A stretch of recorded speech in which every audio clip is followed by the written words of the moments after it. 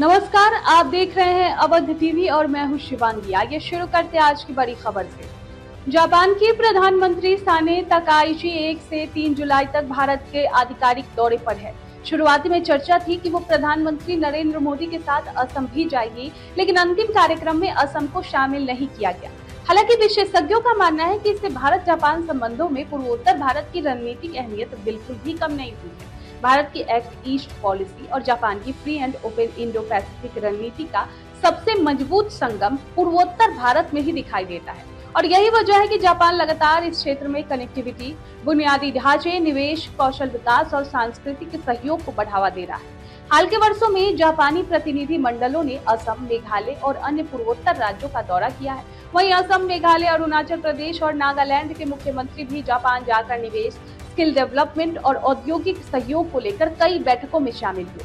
असम सरकार ने CM flight कार्यक्रम के तहत अगले 5 वर्षों में 20,000 युवाओं को जापान की विभिन्न कंपनियों में प्रशिक्षण और रोजगार उपलब्ध कराने की योजना बनाई गई है। मेघालय और नागालैंड में भी जापानी भाषा प्रशिक्षण और रोजगार आधारित कार्यक्रम शुरू किए गए हैं। विशेषज्ञों का इस पर कहना है कि चीन के बढ़ते प्रभाव, वैश्विक सप्लाई चेन और इंडो पैसिफिक क्षेत्र की सुरक्षा को देखते हुए भारत और जापान के बीच रक्षा, सेमीकंडक्टर, क्रिटिकल मिनरल्स, कृत्रिम बुद्धिमत्ता, ऊर्जा और आधुनिक बुनियादी ढांचे जैसे क्षेत्रों में सहयोग लगातार मजबूत हो रहा है। राजनीतिक विश्लेषकों के अनुसार भले ही इस बार असम प्रधानमंत्री साने तकाइची के कार्यक्रम का हिस्सा नहीं बन पाए, लेकिन आने वाले वर्षों में पूर्वोत्तर भारत जापान रणनीतिक साझेदारी का सबसे महत्वपूर्ण केंद्र बना रहेगा। उत्तराखंड में लगातार हो रही बारिश के बीच भूस्खलन की घटनाएं भी सामने आ रही है।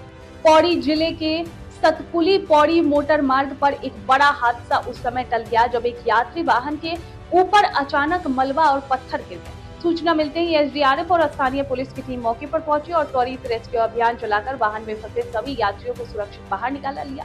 घटना आज सतपुली पौड़ी मोटर मार्ग की है, जहां एक इनोवा वाहन पर अचानक पहाड़ी से मलबा और पत्थर आ गिरे। वाहन में चालक समेत 6 लोग सवार थे। क्षेत्र में लगातार हो रही बारिश के कारण हालात चुनौतीपूर्ण बने हुए हैं। सूचना मिलते ही एसडीआरएफ पोस्ट सतपुली से सब इंस्पेक्टर सावर सिंह के नेतृत्व में टीम आवश्यक उपकरणों के साथ मौके पर पहुंची। एसडीआरएफ और स्थानीय पुलिस ने संयुक्त रूप से राहत एवं बचाव अभियान चलाया और वाहन में फंसे सभी लोगों को सुरक्षित बाहर निकाला। वाहन में सवार सभी लोग एक ही परिवार के सदस्य थे जो थैलीसैंग से दिल्ली जा रहे थे। हादसे में किसी के हताहत होने की सूचना नहीं है। फिलहाल एसडीआरएफ की त्वरित कार्रवाई से एक बड़ा हादसा टल गया है, लेकिन लगातार बारिश को देखते हुए प्रशासन ने लोगों को सतर्क रहने और अनावश्यक यात्रा से बचने की अपील की है।